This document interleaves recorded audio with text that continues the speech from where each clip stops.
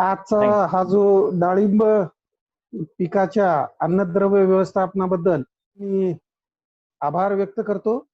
कारण आपल्या माध्यमातूनच आपण शेतकऱ्यांपर्यंत पोहोचवण्यासाठी, शेतकऱ्यांशी संवाद साधण्यासाठी मला संधी उपलब्ध करून दिलेली आहे.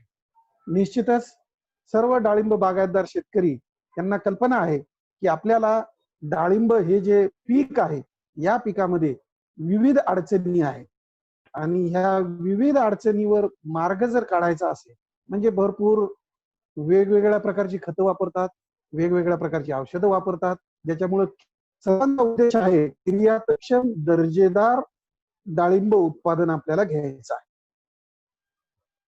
ज्या वेळेस आपण डाळिंब उत्पादन हा विचार करतो, त्यावेळेस आपल्या समोर आपल्याकडच्या हवामान, जमीन याबद्दल प्रश्न निर्माण होतो. जमीन आणि हवामान याचा जर विचार केला तर महाराष्ट्रामध्ये, पश्चिम महाराष्ट्रामध्ये डाळिंबाचं उत्पादन चांगल्या पद्धतीने जास्त प्रमाणात शेतकऱ्यांकडून घेतलं जात आहे.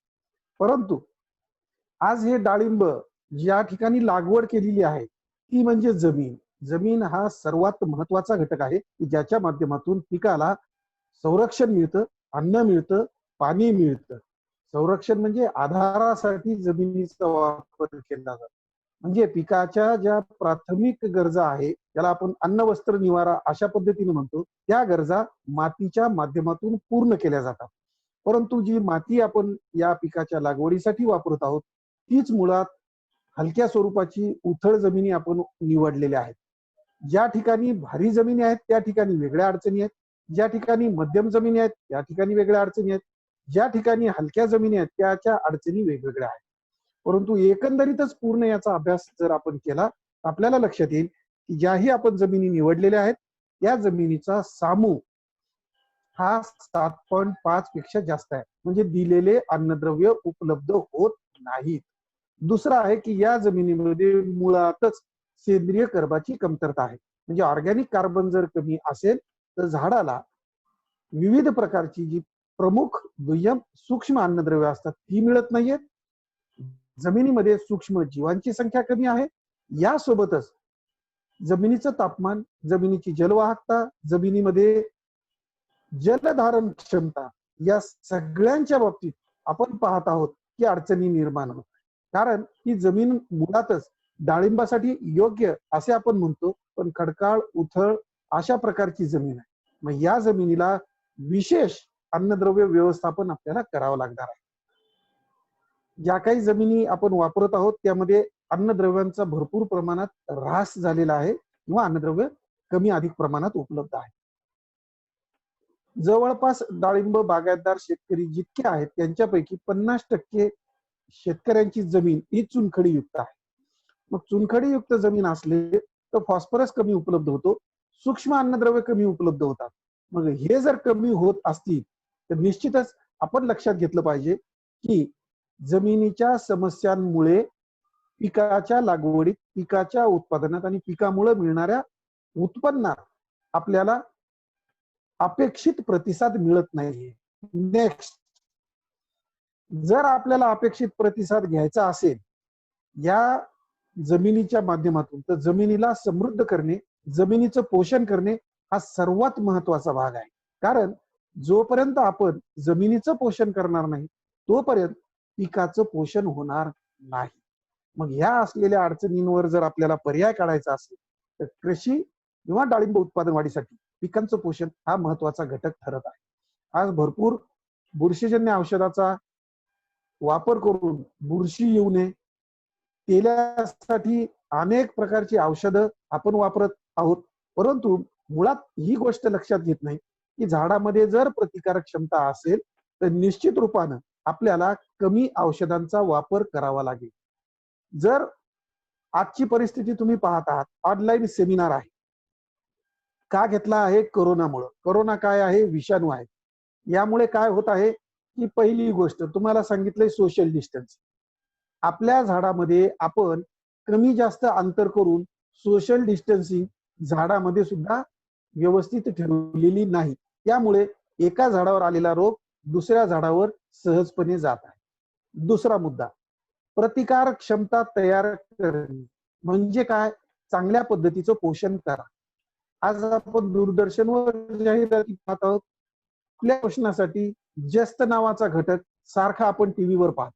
आपल्या रक्तामध्ये हिमोग्लोबिन जे तयार झालं ते लोहामुळे तयार झालेलं आहे. ते देखील आपल्याला सदृढ बनवणे, आपलं आरोग्य व्यवस्थित राहण्यासाठी महत्वाचं आहे. मग या दोन्हीही आणि यासारख्या अशा 17 अन्नद्रव्यांची गरज आपल्या देखील शरीराला आहे. जेवढे पिकाला लागतात तेवढे सर्व, आणि त्यामध्ये एक जास्तीचं आयोडीन हे आपल्याला मानवाला आणि जनावरांना आवश्यक असतं. मग जर हे फळाच्या माध्यमातून मिळाले तर निश्चितच आपण देखील सुदृढ किंवा सशक्त होऊ शकतो. आपल्यामध्ये देखील रोग प्रतिकारक क्षमता निर्माण होऊ शकते. मग आता काय आहे तर संतुलित पीक पोषणासाठी जमीन हा सर्वात महत्वाचा घटक आहे. पिकाचं संतुलित पीक पोषण करायचं असेल तर जमीन आणि जमीन, केवळ जमीन हेच माध्यम आहे, हे शेतकरी बंधूंनी लक्षात घ्या. आज ज्या ज्या प्रकारे आपण एकात्मिक अन्नद्रव्य व्यवस्थापन हा शब्द वापरतो, म्हणजे सेंद्रिय खताच्या माध्यमातून, जैविक खताच्या माध्यमातून, रासायनिक खताच्या माध्यमातून, हिरवळीच्या खताच्या माध्यमातून, कंपोस्टच्या माध्यमातून, वेगवेगळ्या प्रकारच्या माध्यमातून अन्नद्रव्य पुरवठा हा आपला उद्देश आहे. आपण निश्चितच चांगल्या पद्धतीने हे करत आहात. पण काही गोष्टी कमी जास्त होत असल्यामुळे आपलं पीक हे रोगांना बळी पडत आहे. आणि सर्वात जास्त डाळिंबाच्या बाबतीत रोग जे येत आहेत ते बुरशीजन्य रोग आहेत, विषाणू आणि जीवाणूजन्य रोग आहेत. बुरशीजन्य रोगांच्या बाबतीत आपल्याला जर माहिती घ्यायची असेल तर आपण प्रत्येक अन्नद्रव्याचं रोगाच्या बाबतीत काय काम आहे याचा देखील अभ्यास घेणार आहोत. नेक्स्ट,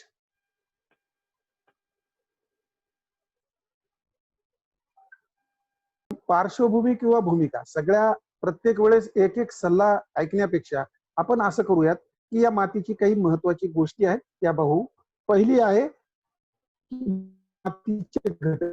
या मातीच्या घटकात 4 प्रमुख घटक आहेत: हवा, पाणी, खनिज पदार्थ, सेंद्रिय पदार्थ. कमी जास्त काय झालेला घटक आहे तो आहे सेंद्रिय पदार्थ. मग सेंद्रिय पदार्थ जर कमी जास्त आहे तर या तिन्हीचं देखील संतुलन बिघडलेलं आहे.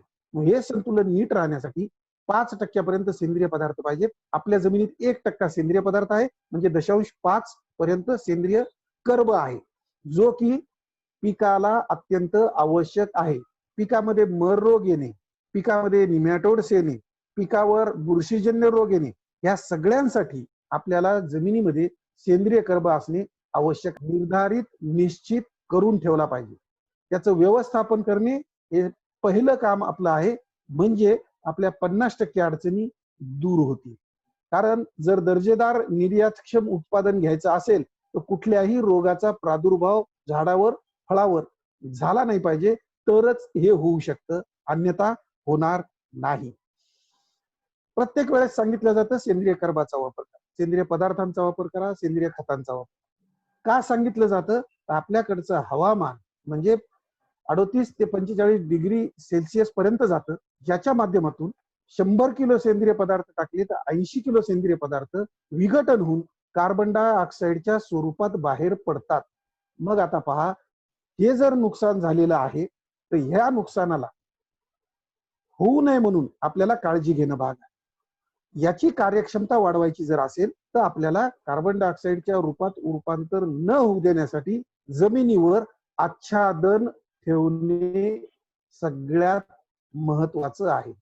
जोपर्यंत आपण आच्छादन ठेवणार नाही, जमीन झाकून ठेवणार नाही, तोपर्यंत जमिनीचं पोषण होणार नाही आणि जे काही सेंद्रिय कर्ब आहे याचं विघटन हळूहळू होईल व ते पिकाला अन्नद्रव्याच्या स्वरूपात अन्नद्रव्याचा साठा म्हणून मिळत राहील. तर सेंद्रिय कर्ब जर कमी होत असेल तर त्याच्या पाठीमागे कारण आहे की जमिनीचं तापमान तसेच बाहेरचं वातावरणातील तापमान. आज आपण पाहतो की जमिनीचं तापमान समजा 20 डिग्री सेंटीग्रेड असेल तर बाहेरचं तापमान हे 22 ते 23 असेल, किंवा उलट जर प्रकडलं तर बाहेर जर 23 असेल तर आपल्या जमिनीचं तापमान 20.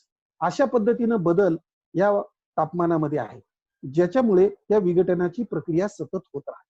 दुसरा मुद्दा की ज्याला जमिनीचा सजीवपणा म्हणतो, तो जमिनीचा सजीवपणा का आलेला आहे तर जमिनीत असलेल्या सूक्ष्म जीवांमुळे. ते सूक्ष्म जीव काय करतात किंवा याचं प्रमाण किती आहे तर 10 ग्राम मातीमध्ये जगाची जेवढी लोकसंख्या 700 कोटी आहे तेवढे सूक्ष्मजीव आपल्या जमिनीत उपलब्ध असतात. परंतु हे प्रमाण सध्या आहे का? तर नाही. का नाही?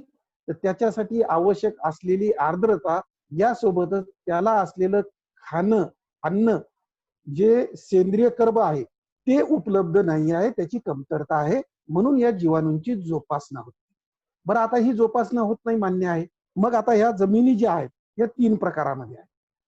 या 3 प्रकारच्या जमिनीमध्ये वेगवेगळ्या प्रकारचं अन्नद्रव्य व्यवस्थापन करावं लागतं.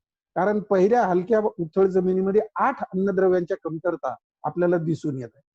जेवढ्या काही डाळिंब बागायतदारांनी माती परीक्षण करून घेतलेलं आहे त्यांना निश्चितच लक्षात आले की आपल्या ज्या जमिनी आहेत ज्यामध्ये आपण डाळिंबाची बाग लागवड केलेली आहे त्यामध्ये नत्र कमी आहे, त्यामध्ये स्फुरद कमी आहे, त्यामध्ये गंधक कमी आहे, त्यामध्ये जस्त कमी आहे, त्यामध्ये बोरॉन कमी आहे, त्यामध्ये लोह कमी आहे. म्हणजे एकापेक्षा जास्त अन्नद्रव्यांच्या कमतरता त्या ठिकाणी दिसून येत आहे.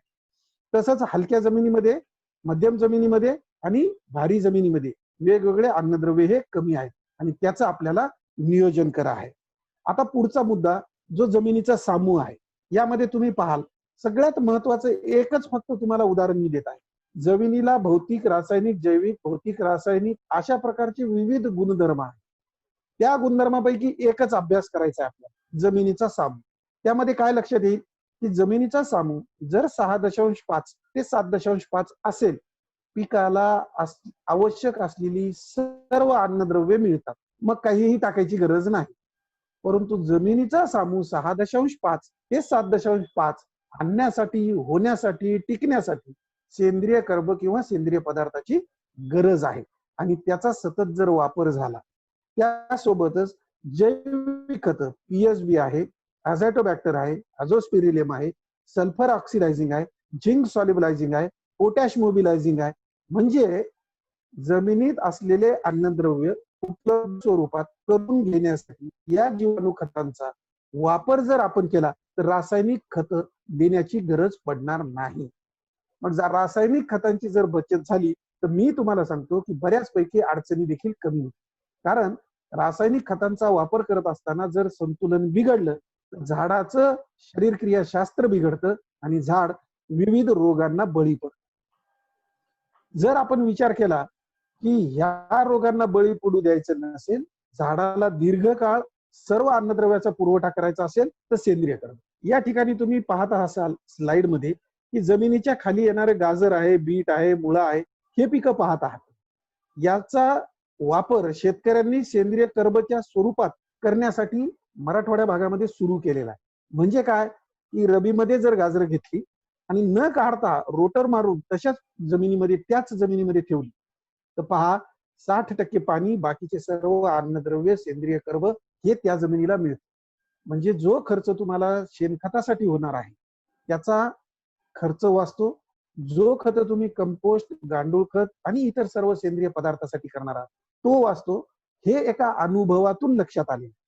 म्हणजे भाव कमी झाला, गाजर काढायला देखील महाग आहेत, त्यावेळेस त्या शेतकऱ्यांनी तशा प्रकारची केलेली प्रॅक्टिस, यामुळे त्याला सेंद्रिय कर्बाचं महत्व लक्षात आलं. कारण पुढच्या वर्षी जे पीक त्यानं सोयाबीन, कापूस, तूर, मूग, उडीद घेतलं याला एकही ग्राम रासायनिक खत टाकलं नाही आणि उत्पादन चांगलं आलं. तशा प्रकारची सतत प्रॅक्टिस करून जमिनीचा सामूह 7 पर्यंत आणला आज. मग बरेचदा लोक म्हणतात की सेंद्रिय पदार्थ वापरल्यानंतर आपल्याला दुसरे पदार्थ वापरायची किंवा दुसरे खत वापरायची गरज पडणार नाही. त्या पाठीमागे कारण असं आहे. आता जसं पाहिलं की एक अन्नद्रव्याची जर तुम्ही कमतरता भरून नाही काढली तर अनेक अन्नद्रव्यांच्या कमतरता जमिनीमध्ये दिसून येतात. पहिल्यांदा नत्र नसतं, नंतर झिंक, त्याच्यानंतर फॉस्फरस. अशा प्रकारच्या आज परिस्थिती अशी आहे की 6 ते 8 अन्नद्रव्य आपल्या जमिनीत कमी आहे. हलक्या जमिनीत विशेषतः मॅंगनीज याची देखील कमतरता दिसून येत आहे. म्हणून ज्या ज्या जमिनीत, हलक्या जमिनीत डाळिंबाची लागवड झालेली आहे, मॅंगनीजची कमतरता आहे, त्या ठिकाणी तेल्याचं प्रमाण जास्त दिसून येतं, त्या ठिकाणी बुरशीजन्य रोगांचं प्रमाण जास्त दिसून येतं. आणि मग हे जर रोग झाले तर तुम्ही केलेली मेहनत, तुम्ही केलेला खर्च, तुमचा घातलेली वाया घातलेली ऊर्जा ही मातीमोल ठरते. मग आता हे जर होऊ द्यायचं नसेल तर योग्य संतुलित प्रमाणात अन्नद्रव्य व्यवस्थापन करा. कारण एक जरी अन्नद्रव्य कमी पडलं तर पिकावर वाईट परिणाम होतो, आपल्याला योग्य उत्पादन मिळत नाही. हे तुम्हाला दिसत आहे की बोरॉन सारखं अन्नद्रव्य कमी असल्यामुळे जेवढ्या क्षमतेनं उत्पादन मिळायला पाहिजे तेवढ्या क्षमतेनं उत्पादन मिळत नाही. म्हणजे जे अन्नद्रव्य ज्या प्रमाणात कमी आहे त्या प्रमाणात उत्पादनात कमी. प्रश्न शेतकऱ्यांना उत्पादनात कमीचा पण नाहीये, प्रश्न शेतकऱ्यांना येतोय की दर्जा. कारण जोपर्यंत दर्जा चांगला राहणार नाही तोपर्यंत दर्जेदार उत्पन्न होणार नाही, आणि उत्पन्न जर नाही झालं तर पैशामध्ये त्याची मोजमाप जे आहे ते होणार. त्यानंतरचा मुद्दा आहे की हिडन हंगर, सुप्त भूक. म्हणजे पिकाला गरज आहे परंतु तुम्ही देऊ शकत नाही. स्वाभाविक आहे, कारण केवळ द्राक्ष, मका, मोसंबी या प्रकारची पिकं सर्व प्रकारच्या अन्नद्रव्याच्या कमतरता पानावर, खोडावर, झाडावर, फुलावर, फळावर दाखवून देतात. परंतु डाळिंबाच्या बाबतीत अन्नद्रव्यांच्या कमतरता ओळखणं अवघड आहे, कारण मुळातच हे तग धरणारं, धकवणारं पीक आहे. ज्याला सगळी परिस्थिती अनुकूल नाही तरी हे पीक उभं राहतं आणि उत्पादन देतं. पण आपल्याला, आपण व्यवसाय म्हणून कृषी उत्पन्न वाढवण्याच्या दृष्टिकोनात खर्च भरपूर करतो, दर्जेदार उत्पादन घेण्यासाठी आपली सगळी धडपड चालू असते. पण ही जर हिडन हंगर ओळखला नाही, म्हणजे अन्नद्रव्याची गरज असून तुम्ही जर पुरवठा नाही केला तर निश्चितच पिकाच्या शरीरक्रिया शास्त्रावर परिणाम होऊन, अनिष्ट परिणाम होऊन आपल्या उत्पादनात आणि उत्पादनाच्या दर्जामध्ये कमीपणा येतो. मग तो आपल्याला उपयोगी नाही. आता तुम्ही म्हणाल की किती अन्नद्रव्य द्यायचे, तर नत्र, स्फुरद, पालाश ही प्रमुख अन्नद्रव्य 80%, दुय्यम अन्नद्रव्य 18 ते 19% म्हणजे कॅल्शियम, मॅग्नेशियम, सल्फर, आणि मायक्रोन्यूट्रिएंट्स 0.3 ते 1%. आता काय एवढं प्रमाण कमी आहे? प्रमाण खूप कमी आहे कारण द्रव्यांपासून विविध पदार्थ, प्रथिने आहेत, फोटोसिंथेसिस आहे, श्वसन आहे, कार्बोहायड्रेट्स आहेत, फॅट्स आहेत, ऑइल्स आहेत, लिपिड्स आहेत, फ्लेवोनाइड्स आहेत, वेगवेगळ्या प्रकारचे जे डाळिंबामध्ये कामाचे पदार्थ आहेत, प्रक्रिया केवळ सूक्ष्म अन्नद्रव्यांच्या माध्यमातून. आज आपण सांगतो की आपल्या आहारामध्ये जसं मिठाचं महत्व आहे, एका शब्दातच सांगतो, जसं आपल्या आहारात मिठाचं महत्व आहे तसं सूक्ष्म अन्नद्रव्यांचं पिकाच्या पोषणात आणि उत्पादनात आणि दर्जात महत्व आहे. ज्याही शेतकऱ्यांनी याचा वापर केलेला आहे त्या शेतकऱ्यांना अनुभव आहे की आपलं पीक हे चांगल्या पद्धतीने वाढतं, चांगल्या पद्धतीने अपेक्षित उत्पादन देतं आणि आलेल्या उत्पादनाचा दर्जा हा चांगला असतो. म्हणून या प्रमाणातच अन्नद्रव्य गेली पाहिजे. आता आपण एक एक पाहू की रोग प्रतिकारक क्षमता काय होते. कारण अन्नद्रव्य किती द्यायचे मी एका स्लाइड मध्ये सांगू शकतो, 2 मिनिटात सांगू शकतो, परंतु जोपर्यंत आपल्याला लक्षात येणार नाही की कमी जास्त झाल्यावर काय होतं. आता नत्र, नायट्रोजनचा वापर जर जास्त झाला, तो भाग सोडून द्या. कोणता? की फुलं येण्याच्या ऐवजी पानं येतात, तो भाग नाही. आपण रोग प्रतिबंधात्मक कार्य बघूया, कारण सगळ्यात महत्वाची गरज आज डाळिंब शेतकऱ्यांना या रोगांच्या बाबतीत आहे. अति प्रमाणात जर नत्राचा वापर केला तर पीक हिरवगार होतं, आणि शीघ्र वाढ झाली तर अपायकारक घटक हे ताबडतोब अटॅक करतात. म्हणजे पॅथोजन, म्हणजे जीवाणू, म्हणजे बुरशी, हे जर आलं तर रोगाला बळी पडतो. आता दुसरं याच्या विरुद्ध अतिशय कमी जर प्रमाण असेल, म्हणजे कमतरता असेल, मग काही शेतकरी नायट्रोजन देतच नाही, पीक जरगट होतं, पानं जरगट होतात, मग त्याची वाढ खुंटते आणि त्याचा देखील अनिष्ट परिणाम आपल्यावर, आपल्या पिकांवर आपल्याला दिसून येतो. आता स्फुरद, स्फुरदाचा वापर तर इतका केलेला आहे शेतकऱ्यांनी, ड्रीप मधून स्फुरद, जमिनीतून स्फुरद, फवारणीच्या माध्यमातून स्फुरद. जितक्या प्रमाणात जास्त स्फुरद दिले तितक्या प्रमाणात त्या बागेमध्ये, त्या पिकामध्ये कॅल्शियमची कमतरता दिसून येते, त्यासोबतच बोरॉनची कमतरता दिसून येते, त्यासोबतच मायक्रोन्यूट्रिएंटची कमतरता दिसून. मग जर हे कमी असतील तर शरीर क्रियाशास्त्र व्यवस्थित चालत नाही. पण स्फुरदाचा योग्य जर वापर केला तर निश्चितच डाउनी मिल्ड्यूला देखील प्रतिबंध होतो, म्हणजे रोगांचा अटकाव आपण करू शकतो. त्यानंतर येतं मुख्य पालाश, ज्याला आपण म्हणतो की गुणवत्ता वाढवणारं, दर्जा देणारं अन्नद्रव्य. याचा जर योग्य प्रमाणात वापर केला तर प्रथिनांच्या प्रमाणामध्ये वाढ होते. जितकी जास्त प्रमाणात प्रथिनं झाडामध्ये असतील तितकं ते झाड रोग प्रतिकार क्षमता जास्त असणार असते. म्हणून आपल्या शरीरात प्रत्येक सजीवात प्रथिनाचं प्रमाण जर जास्त आहे, आपण पाहतो आपल्या आहारात आता सध्या सगळ्यांना परवलीचा शब्द झाले, रोग प्रतिकारक क्षमता. सगळ्यांना माहित आहे की प्रथिनं, म्हणजे मोड आलेली कडधान्य खा, आपल्या शरीरात प्रथिनाचं प्रमाण वाढेल. जे बॉडी बिल्डर्स आहेत ते प्रथिनं खातात जास्त. त्या पद्धतीनं जर झाडाची वाढ करायची असेल तर प्रथिनं जास्त प्रमाणात तयार व्हायला. हवामानामधील बदल जो आहे तो सुद्धा निश्चित करणे, म्हणजे जैविक आणि अजैविक ताण जे पिकावर येतात ते पालाशमुळं कमी प्रमाणात येतात. म्हणजे पालाशचा योग्य वापर जर केला तर पिकांची वाढ आणि विकास योग्य प्रमाणात होतो. त्यानंतर येतं महत्वाचं कॅल्शियम. कॅल्शियमचा जर उपयोग म्हणलं तर झाडात फळाचा आकार वाढवणे यासाठी कॅल्शियम महत्वाचं आहे. मग अपायकारक जीवाणू, बुरशी यांचा पेशीमध्ये शिरकाव न होऊ देणे, कव्हर तयार करणे. कॅल्शियम म्हणजे कव्हर, एवढं लक्षात घ्या. जर कव्हर अशा पद्धतीचं तयार झालं तर प्रचार आणि प्रसार कोणत्याही पॅथोजनचा होत नाही, त्याला अटकाव होतो. एक झाडाला, दोन झाडाला किंवा पानावर इन्फेक्शन होईल परंतु प्रसार होणार नाही, कारण कॅल्शियम पेक्टेट नावाचा पदार्थ तयार होऊन सेल वॉल तयार होते, पेशी भित्तिका तयार होते. त्या पेशी भित्तिका जर कडक आणि मजबूत असेल तर इतर पॅथोजन्स त्यामध्ये येत नाहीत. हा कॅल्शियमचा रोल आहे. त्यानंतर येतं जस्त. आज जस्त कमतरतेमुळे पाहतो आपण, जर कमतरता असेल तर का रोग येतो, तर त्याच्या पानावर साखर साचल्या जाते. ती साखर साचली की आपल्याला बुरशीचा प्रसार होतो, बुरशी त्या ठिकाणी येते. आणि जर जास्त प्रमाणात बुरशी आली तर आपल्याला जस्त वापरून देखील परिणाम होतो. म्हणून तुम्ही पहा की बुरशीजन्य औषधं देखील जस्त यापासून तयार केलेली आहेत. जस्त जर झाडातून, पोटातूनच दिल्या गेलं, जमिनीतून झाडात दिल्या गेलं तर आपोआपच या बुरशीजन्य रोगांना अटकाव होईल. म्हणून जस्ताचा वापर आपल्याला त्या ठिकाणी करावा लागतो. म्हणजे आपोआपच साखर साचणार नाही पानावर, बुरशी येणार नाही, यासाठी जस्ताचा पुरवठा करणं आवश्यक आहे. आता जास्त प्रमाणात बोरान जे आहे, या बोरान अन्नद्रव्यामुळे देखील असे पदार्थ तयार होतात की ज्यामुळे बुरशीजन्य रोगांना प्रतिबंधात्मक कार्य घडते. आता काय आहे, एक साध्या भाषेत सांगायचं तर लस तयार करणे. लस काय आहे, तर त्याच जीवाणूच्या डेड सेल्स आपण आपल्या शरीरात टाकलेल्या आहेत. मग ती लस तयार झाल्यावर जरी आला प्रादुर्भाव झाला तरी तो थांबवला जातो आणि पिकाला नुकसान होत नाही. हे इतक्या चांगल्या प्रकारे बोरॉनच्या बाबतीत आहे.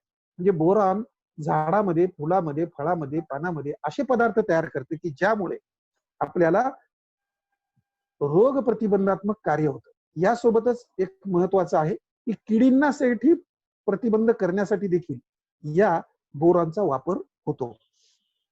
बरीच औषधं आहेत, तुम्ही आता बाटल्या पुढे जे काही आणतात त्याच्यावर वाचा. तर हे सगळ्या या 17 अन्नद्रव्यापैकी किमान 4 अन्नद्रव्य तुम्हाला दिसून येतील की कोणत्या ना कोणत्या रोगासाठी याचा वापर होतो. कारण तुम्ही पहा, अन्नद्रव्य म्हणून जर वापर करायचा तर 10 किलो लागेल, पण औषध म्हणून जर वापर करायचा तर 100 किलो लागेल. मग सोपं कोणतं आहे? वापरच्या बाबतीत असं म्हणलं जातं की अन्नद्रव्य म्हणून असणाऱ्या गरजेपेक्षा 10 ते 100 पट जास्त बुरशीनाशक म्हणून वापर करावा. मग जर आता पहा, बचत देखील होईल, झाड देखील सुदृढ होईल आणि झाडाला जे महत्वाचं कार्य करायचं आहे पुनरुत्पादनाचं, पानापासून फुलाचं रूपांतरण करण्याचं, ते या वापरच्या माध्यमातून. याचा अनुभव बऱ्याच शेतकऱ्यांना आहे की आपण बोर्डो मिक्सरचा स्प्रे ताण देण्याच्या परिस्थितीमध्ये वापरतो. मग जर बोर्डो मिश्रणाचा स्प्रे केला म्हणजे त्या काय आहे, वापर आहे. त्यात रोग येऊ नये म्हणून काय आहे, कॅल्शियम आहे. मग जर आता कॅल्शियम आणि कॉपर याचा आपल्याला बुरशीसाठी, जीवाणूसाठी रोल माहीत झालेला आहे, तर निश्चित रूपाने, कारण तुम्ही पहा तांब्याच्या भांड्यामध्ये पाणी पिण्याचं आपण पाहतो, म्हणजे काय की जीवाणू जे आहेत ते त्यामध्ये राहत नाही. मग ते आपण अपायकारक जीवाणू जर राहत नसतील तर अटकाव होतो आणि रोग वाढत नाही. आणि विशेष म्हणजे जो बॅक्टेरियल ब्लाइट आहे त्यामध्ये देखील या बोर्डो मिक्सरच्या फवारणीचा खूप चांगल्या रीतीने फायदा होतो. त्यानंतर अजून एक महत्वाचं आहे मॅग्नी. आपण का घेत आहोत अन्नद्रव्याचा रोग प्रतिकारक क्षमतेसाठी? कारण बाकी रोल तुम्हाला माहित आहे. आता प्रश्न फक्त बुरशीजन्य आणि जीवाणूजन्य रोगांच्या बाबतीत आहे. मग मॅग्नीजचा रोल काय आहे? तर जमिनीद्वारे उत्पन्न विशिष्ट प्रकारच्या बुरशींचा प्रादुर्भाव व प्रसार मॅग्नीजमुळे थांबवल्या जाऊ शकतो. आता पहा, सॉइल बोर्न ज्याला आपण जमिनीतून मॅग्नीज सल्फेट तुम्ही दिलं, फवारणीच्या माध्यमातून तुम्ही मॅग्नीज सल्फेट दिलं, झाडामध्ये योग्य प्रमाणात मॅग्नीज असेल तर त्या मॅग्नीजमुळे आपण जीवाणूजन्य रोगाला अटकाव करू शकतो. आता बरेचदा तेल्या रोगाच्या प्रबंधनासाठी आपण या मॅंगनीजचा वापर करतो. म्हणजे मॅंगनीज ईडीटी असो किंवा मॅंगनीज सल्फेट असो, त्याचा वापर करतो. म्हणजे काय की शेवटी या अन्नद्रव्यांचा सहभाग रोग प्रतिकारक क्षमता निर्माण करण्यासाठी आहे. म्हणून ही सर्व अन्नद्रव्य संतुलित प्रमाणात पिकाला उपलब्ध करून द्यायची आहे. आता बाकी आपण पाहतो तर विविध खतांच्या कार्यक्षम, म्हणजे हे कशातून देतो आपण? खतातून. मग या खतांच्या कार्यक्षमता आपण लक्षात घेतलं पाहिजे किती आहे. मुख्य अन्नद्रव्यांच्या खतांच्या कार्यक्षमता 50% पर्यंत आहे. म्हणजे जे तुम्ही देता त्याच्यातलं 50%च लागू पडत. खत नाही, अन्नद्रव्य. आता अन्नद्रव्य या भाषेत आपण अभ्यास करणं भाग आहे, खत नाही. कारण उदाहरणार्थ युरियामध्ये 46% नायट्रोजन आहे. नायट्रोजनच्या भाषेत बोलायचं, युरियाच्या नाही.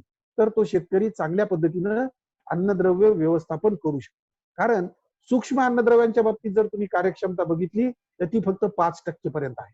मग आपण वेळोवेळी अनेक वेळी याचा वापर करणे, वाढीच्या संवेदनशील अवस्थेमध्ये वापर करणे आवश्यक आहे. आणि हे तिन्ही आपल्या जमिनीत कमी आहे. म्हणून कंपल्सरी प्रत्येक झाडाला, प्रत्येक जमिनीत, प्रत्येक शेतकऱ्यांनी, प्रत्येक हवामानात, प्रत्येक प्रकारच्या जमिनीमध्ये हे द्यावं लागणार आहे. पण आता काय आहे की असं कुठलंही एक खत नाही की हे सगळं देईल. परंतु सेंद्रिय खत एक असं आहे की ज्यामध्ये या सूक्ष्म अन्नद्रव्यांचं प्रमाण चांगलं आहे. आता शेळ्या मेंढ्या बसवणे, त्यांचं लेंडी खत, ज्या ज्या ठिकाणी गोट फार्म आहे त्या ठिकाणी जाऊन लेंडी खत विकत आणा. कारण इतका रिच सोर्स ज्याच्यामध्ये सगळ्यात जास्त अन्नद्रव्य आहेत कुठलाही नाही. त्यानंतर येतं बायोगॅस स्लरी, त्यानंतर येतं गांडूळ खत, त्यानंतर येतं तुमचं शेणखत. परंतु जर आपण शेळीचं लेंडी खत आणलं, त्याचा वापर केला तर निश्चितच आपल्याला चांगला परिणाम दिसून येतो. आणि विशेषतः मी तर सांगतो की 1-2 या पद्धतीनं तुम्ही वापर करा. म्हणजे काय की 1 किलो रासायनिक खतासोबत 2 किलो कुठलंही सेंद्रिय खत तुम्ही मिक्स करून वापरा. मातीच्या कणाच्या संपर्कात रासायनिक खत जर नाही आली तर त्याची कार्यक्षमता, उपलब्धता आणि उपयोगिता वाढते. आणि ही जर वाढली तर आपला उत्पादन खर्च कमी होऊन झाडाचं चांगल्या पद्धतीनं पोषण होण्यासाठी आपल्याला मार्ग सापडतो. म्हणून पर्याय काय आहे तर एकात्मिक अन्नद्रव्य व्यवस्था. जे एकात्मिक अन्नद्रव्य व्यवस्थापन तुम्हाला चित्र स्वरूपात दाखवलेलं आहे. या चित्रामध्ये तुम्हाला दिसत आहे नेक्स्ट की सेंद्रिय खते, रासायनिक खते, जैविक खते, हिरवळीचे खते, पिकांची फेरपालट, कृषी उद्योगातील टाकाऊ पदार्थ, या सगळ्यांचा जर वापर केला म्हणजे कोणत्या ना कोणत्या स्वरूपात अन्नद्रव्य मिळत आहे. आता दुसरं तुम्हाला दाखवले की पशुधनाशी सांगडता आता कमी झालेली आहे, म्हणून शेणखत मिळणं मुश्किल झालेलं आहे. गांडूळ खत तुम्ही पाहता ते विकत मिळू शकतं, ते आणू शकता. आणि डाळिंबाच्या बाबतीत प्रत्येक शेतकऱ्यांनी प्रत्येक वर्षी वर्षातून 2दा निंबोळी पेंड्याचा वापर करायचा. याचा फायदा काय होईल? नीम पावडर किंवा निंबोळी पेंड निमॅटोड्सला प्रतिबंध होतं, सेंद्रिय कर्ब म्हणून मिळतं, अपायकारक जीवाणू, बुरशी यांना अटकाव होतो. यासोबतच दिलेले अन्नद्रव्य, दिलेले रासायनिक खत यांची कार्यक्षमता वाढते. जमिनीमध्ये ह्या निंबोळी पेंडेमुळे जे पॉझिटिव्ह परिणाम होतात तेवढे इतर कुठल्याही पेंडीमुळे होत नाही. याला एक पर्याय म्हणून करंज पेंड देखील तुम्ही मिक्स करून वापरू शकता. पण करंज पेंड, निंबोळी पेंड याचा जर वापर केला तर मुळाच्या शेजारी होणारे जे रोग आहेत याच्यावर प्रतिबंध निश्चितच होईल. मग आता तुम्ही पुढचं पाहाल, सांगायला भरपूर आहे पण बऱ्याच गोष्टी आपल्याला माहित आहे. पण मूळ मुद्दा जो आहे तो निंबोळी पेंड प्रत्येक शेतकऱ्यांनी 200 किलो प्रति एकर वापरायची आहे. मग नंतर येतं की जे अन्नद्रव्य आहेत किती प्रमाणात, त्याचा एक चार्ट दिला की नायट्रोजन किती असतं, फॉस्फरस किती असतं. हे आपण आता द्राक्षाचं पीटीओल अनालिसिस ज्या पद्धतीने होतं त्या पद्धतीनं शेतकऱ्यांनी डाळिंबाच्या पानाचं देखील अनालिसिस जर करून घेतलं तर कोणते एकदाच करून घ्या, आपल्याला लक्षात येईल. जमिनीत असून देखील पिकाला मिळत नाही, मग ते पिकाला नाही मिळाले तर काय होतं की शरीर क्रियाशास्त्र बिघडतं, रोगांना आमंत्रण होतं आणि आपला उत्पादन खर्च वाढून आपलं उत्पन्न कमी होतं. हे जर होऊ द्यायचं नसेल तर एकदा तरी तुम्ही अनालिसिस करून घ्या. कारण आज जर पाहायचं म्हणलं तर किती लागतं प्रति हेक्टर, जर तुम्ही विचार केला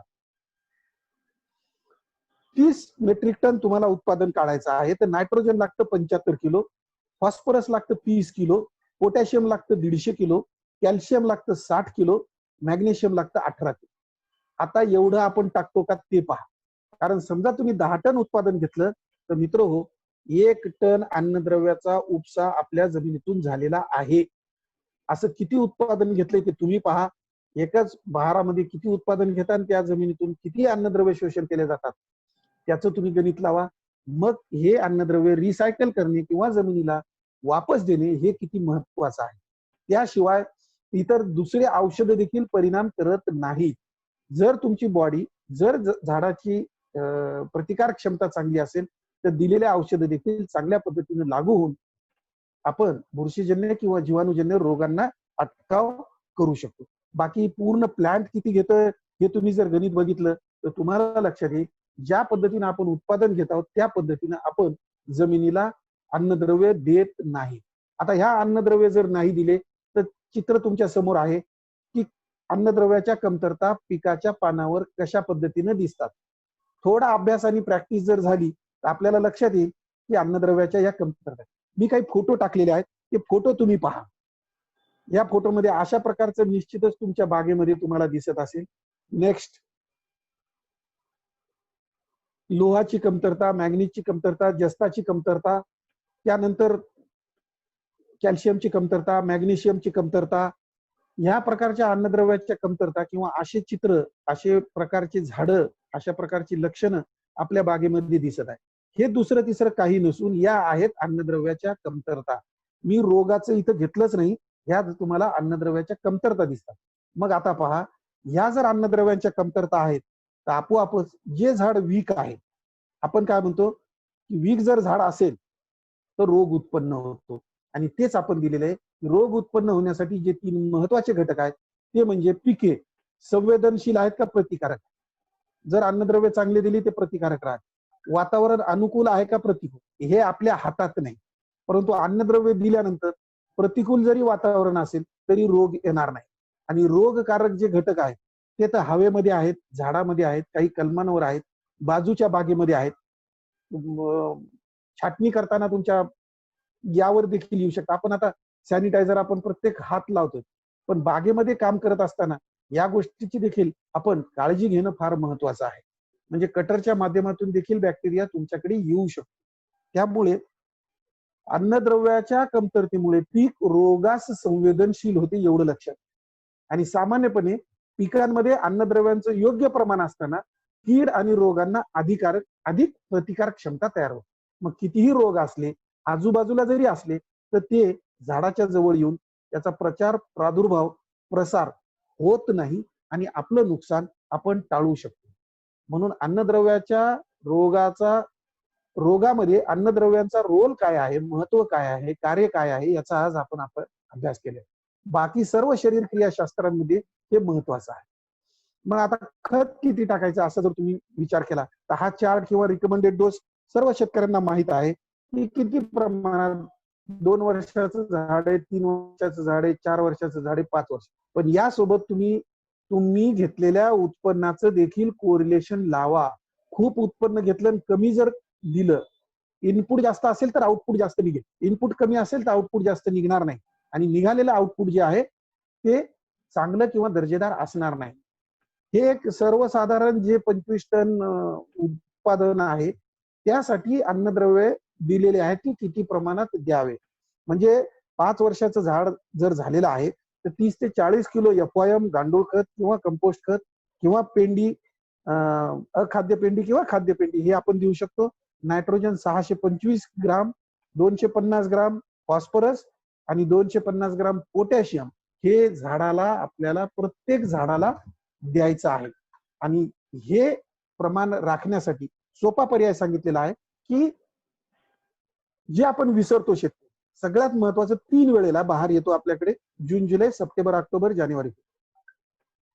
तिन्ही बहाराच्या वेळेस किंवा तुमचा बहार घेणं झाल्यानंतर रेस्टिंग पिरियड मध्ये सगळ्यात महत्वाचं पहा, रेस्टिंग पिरियड मध्ये आराम करत असताना झाडाला अन्नद्रव्य दिल्या गेली पाहिजे. तर ते झाड सशक्त होईल, काडी चांगली होईल, फुलं योग्य प्रमाणात आणि सर्व मादी फुलं निघून तुम्हाला परत फवारण्या मॅनेजमेंट करावं लागणार नाही. आणि आपोआपच रेस्टिंग पिरियड मध्ये दिलेल्या अन्नद्रव्यामुळे झाडामध्ये रोग प्रतिकारक क्षमता जास्त होईल. मग डोस काय आहे, एक 10-26-26 अर्धा किलो, युरिया अर्धा किलो, सूक्ष्म अन्नद्रव्य ग्रेड 1 200 ग्राम आणि FYM 20 किलो हे एका वेळेस द्यायचं आहे. असं 3 वेळेस जर तुम्ही दिलं तर निश्चितच आपले झाड सशक्त होतील आणि यासोबतच आपण ज्या जमिनीमध्ये याचं उत्पादन घेत आहोत ती जमीन देखील समृद्ध होईल. आणि एक महत्वाचं सर्व शेतकऱ्यांनी लक्षात घ्यायचंय की ग्रेड 2 महाराष्ट्र राज्य शासन प्रमाणित ग्रेड 1 आणि ग्रेड 2. ग्रेड 1 जमिनीतून देण्यासाठी 200 ग्राम प्रत्येक डोसला आणि ग्रेड 2 100 ग्राम 10 लिटर पाण्यात टाकून प्रति महिना फवारणी करा. मी तुम्हाला सांगतो एका वर्षानंतर तुम्हाला औषधं वापरायची गरज पडणार नाही. कारण यामध्ये जे सूक्ष्म अन्नद्रव्य आहेत ज्याच्यामध्ये मॉलिब्डेनम देखील आहे तो जैविक आणि अजैविक ताण सहन करण्याची क्षमता डाळिंबाच्या बागेमध्ये आणतो. म्हणून 100 ग्राम किंवा 100 मिली लिक्विड असेल तर 100 मिली 10 लिटर मध्ये टाकून प्रत्येक महिन्याला एक फवारणी करायची आहे. झाड रेस्टिंग पिरियड मध्ये असलं तरी 12 फवारण्या करा, औषधं वापरायची गरज पडणार नाही. झाडं समृद्ध होऊन निर्यातक्षम अपेक्षित आणि अधिकाधिक शाश्वत आणि हमखास उत्पादन आपण घेऊ शकाल. थोडं घाईमध्ये घेतलेलं आहे कारण वेळेची थोडी कमतरता असल्या कारणानं परत मला संध्याकाळी एक कार्यक्रम आहे त्यामुळे मी थोडं घाईत घेतलेलं आहे. परंतु मला वाटतं जे आपल्याकडे शेतकरी आहेत या शेतकऱ्यांना जे उद्देश होता की रोग प्रतिकारक क्षमता वाढवण्यासाठी अन्नद्रव्यांचं महत्व, कार्य आणि वापर याबाबत मी माहिती दिलेली आहे. आपण शांत चित्ताने ऐकून घेतलेले आहे त्याबद्दल मी सर्व बागायतदार डाळिंब बागायतदारांचं शेतकऱ्यांचं या ठिकाणी हार्दिक आभार व्यक्त करतो.